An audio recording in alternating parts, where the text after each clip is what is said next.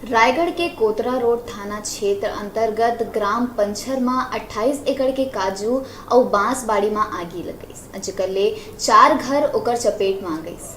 गनीमत ये रही इसके घर के मन बाहर निकल गई और बड़का अलहन टल गई। ग्रामीण मन की सूचना में कोतरा रोड पुलिस और फायर ब्रिगेड की गाड़ी मौका में पहुंची। फिर तब तक चारों घर के सामान जर के राख हो चुके रहे। एक सूचना मिलत ही कैबिनेट मंत्री उमेश पटेल घलो घटनास्थल में पहुंची और आगी बुझाएबा मदद करते देखे गई। में एक काजू बाड़ी है, वहाँ खबर मिली कि वहाँ आग लगी है और 25 एकड़ का पूरा नर्सरी है। तो वहाँ बांस के बहुत सारे पेड़ हैं, तो वहाँ आग काबू करने में बहुत मुश्किल हुई, लेकिन अब जाके थोड़ा काबू हुआ है। अभी भी फायर ब्रिगेड की पूरी टीम आई थी, शासन प्रशासन के लोग भी थे और अब जाके उनको काबू किया गया।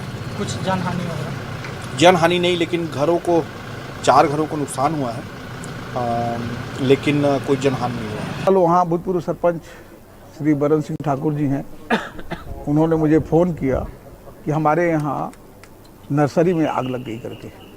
और नर्सरी करीब करीब 20 से 25 एकड़ का है। और उस बात की खबर सुनते ही मेरे गांव के जितने ही युवा टीम हैं वहाँ सब के सब पहुँच गए। मैंने एसडीएम खरसिया, एसडीएम रायगढ़ और टीआई कोतरा रोड को तत्काल फ़ोन से बात किया।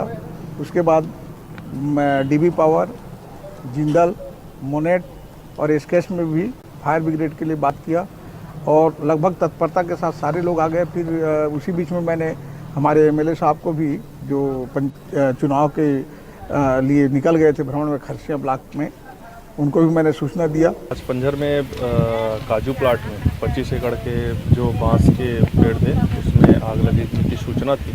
सूचना पर सभी दमकल वाहनों को सूचित किया गया। 5 दमकल गाड़ियों द्वारा आग पे काबू पाई गई है। अभी